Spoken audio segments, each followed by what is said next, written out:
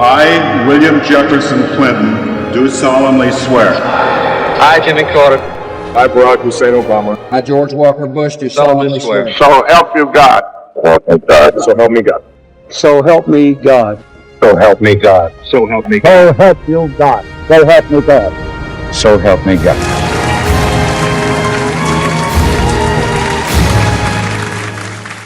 He never went to school a day in his life, yet rose from runaway tailor's apprentice to President of the United States. Andrew Johnson didn't follow rules, he broke them, stitched his own path, and nearly got kicked out of the presidency for it. Tonight, we unravel the rugged and controversial life of America's most accidental president.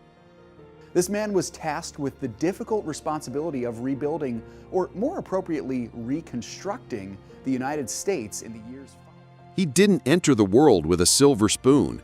He came in with calloused hands and no future in sight.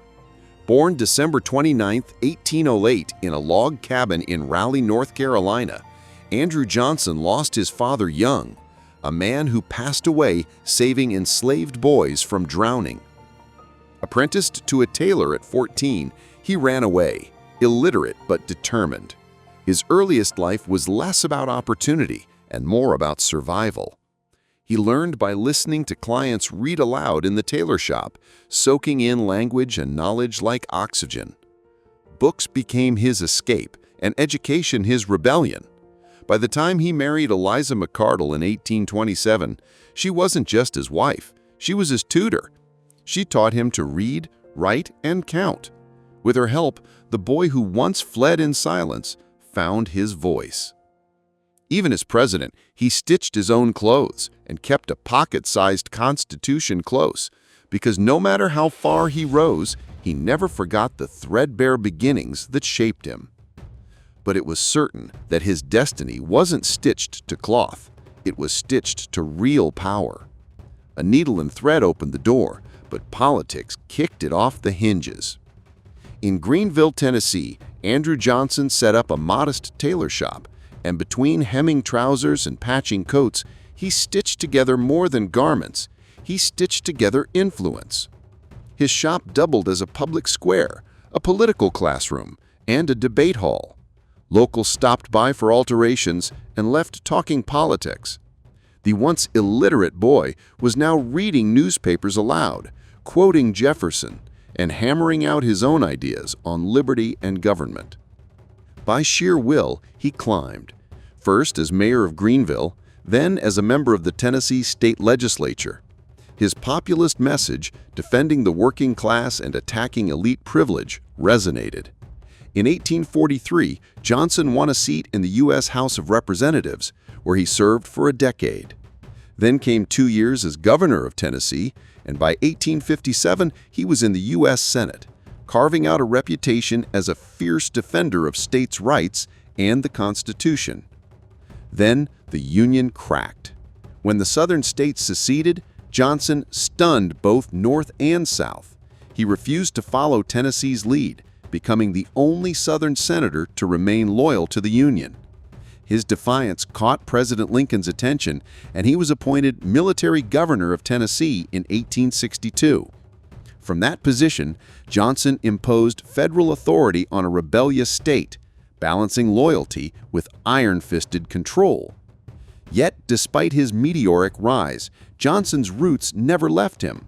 He returned to Greenville whenever he could, where his wife Eliza remained his quiet compass, and where the rhythms of home grounded him. Even as national fame loomed, he still saw himself as a man of the people, a tailor with calloused hands and something to prove. But then, while his political climb was relentless, his personal life remained rooted in the rhythms of Southern tradition and home. Forget champagne toasts and caviar dreams. Andrew Johnson was all about hearty Southern fare. He loved Hoppin' John, roasted sweet potatoes, and canvasback duck. On cozy nights, he joined popcorn parties and roasted apples by the hearth, washing it all down with fiery Robertson County whiskey. Off duty, he wasn't rehearsing speeches. He was hunting squirrels, tending his garden, or playing cutthroat checkers with anyone bold enough to challenge him. His table was simple, but his appetite for politics, anything but. However, beyond his kitchen and checkerboard, the true center of his world stood patiently by, ready to match his fire with quiet strength. In a world of polished first ladies, Eliza McArdle Johnson was the quiet anchor, part tutor, part healer, all heart. Frail in health, but fierce in devotion, she taught her husband to write and shaped their children with equal patience. Together, she and Andrew raised 5 children: Martha, Charles, Mary, Robert, and Andrew Jr., in homes that mirrored their modest roots. First a rough-hewn log cabin, then a snug tailor's house tucked into the hills of Greenville. Even as political winds carried Johnson to the Capitol, the family clung to their Tennessee values. As president, he lived in Washington's Kirkwood House, more boarding house than palace, and Eliza stayed behind, rarely appearing in public. She managed quietly, away from the White House spotlight, preferring lace curtains to campaign banners. After leaving office, Johnson didn't chase marble halls or city honors. He returned to Greenville and built a modest cottage near the site of his original shop. It was there, beneath Appalachian skies and among the people he knew, that he spent his final days. But home wasn't just brick and timber, it was legacy. And Johnson's would soon be tested not by war or politics, but by the quiet ache of family loss, personal pride, and time's relentless push forward. But between family whispers and final dollars, a stranger truth brewed. He didn't pass away with vaults of gold or a string of hotels in his name. Andrew Johnson's wealth came from decades of public service, steady political salaries, not stock portfolios. Bringing his worth down to figures, and in the current dollar rate, he was worth over $1 million. His estate was modest at best, though it once included enslaved people like Dolly and her children, a grim reminder of his Southern roots.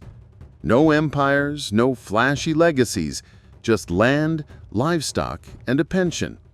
While some other presidents built a media dynasty, Johnson left behind something far less profitable but far more combustible: controversy.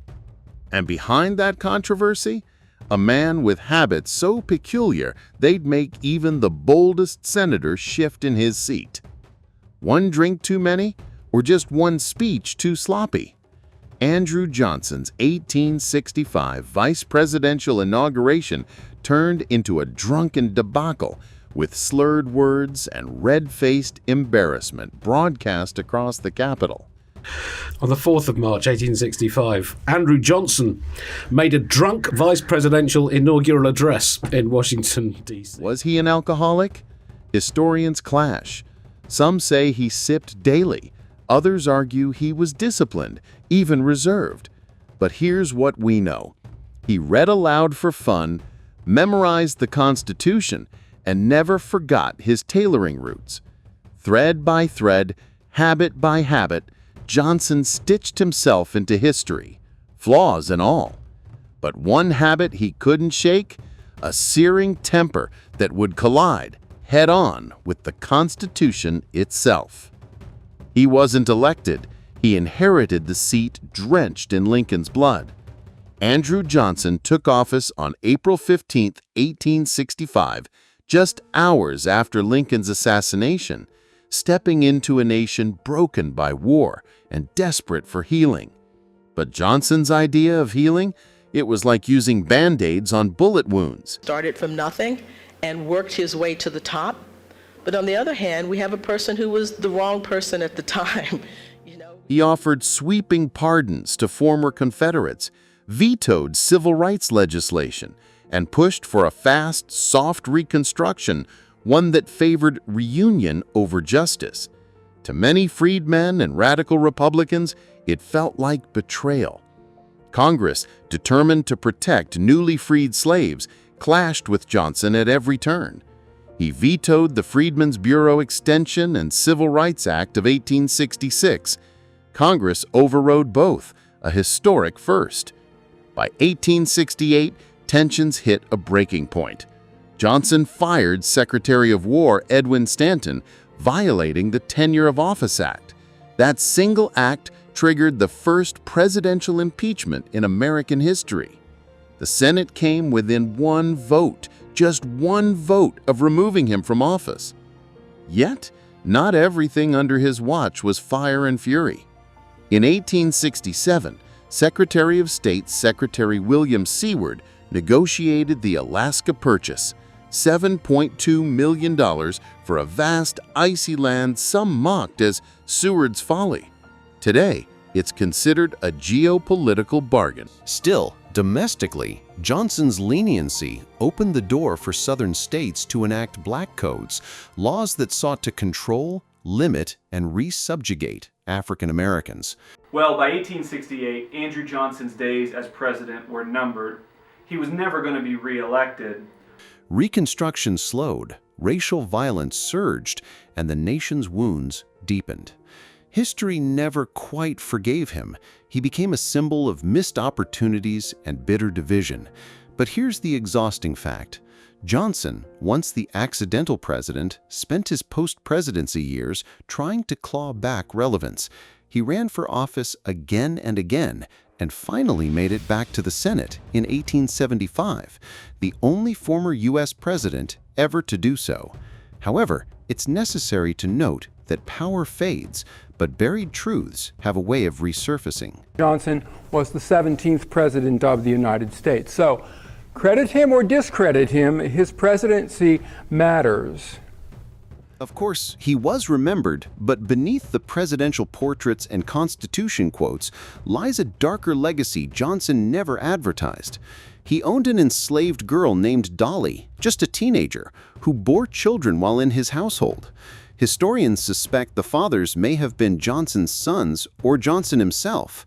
While he touted states' rights and memorized the Constitution by heart, his version of freedom clearly had limits.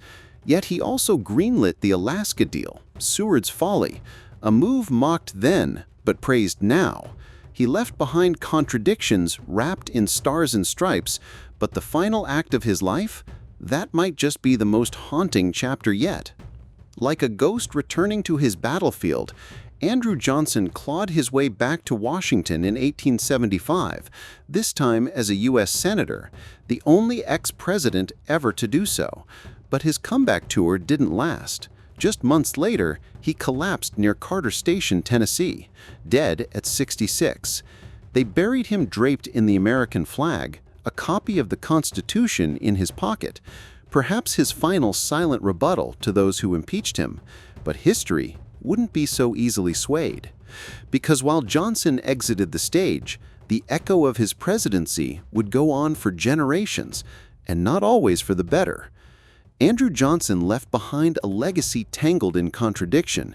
He was the first president to face impeachment, his trial a constitutional crisis that tested the limits of executive power. The U.S. Senate has conducted an impeachment trial. It happened twice before with Presidents Bill Clinton and Andrew Johnson. Now lawmakers are looking... But beyond the courtroom, his deep hostility to black equality stalled Reconstruction, widened racial divides, and delayed civil rights by generations. Historians often rank him among the worst presidents, yet tucked beneath the wreckage of his presidency is one shining outlier, Alaska. Critics mocked it as Seward's Folly, but time would prove it a strategic masterstroke. 600,000 square miles, rich in oil, gold, and geopolitical clout. Still, his contradictions didn't stop history from carving its judgment. History remembers Andrew Johnson as a paradox draped in a frock coat, the tailor who became president but couldn't stitch a torn nation back together. He was Lincoln's accidental heir, but rejected the very ideals that defined Lincoln's legacy. The first impeached president, yet never convicted. A states' rights crusader in an age calling for federal reform. And while his racism scarred Reconstruction, his green light on Alaska reshaped America's map. If this wild ride through Johnson's jagged legacy got you thinking, hit that subscribe button like it's Reconstruction, bold, messy, and worth debating.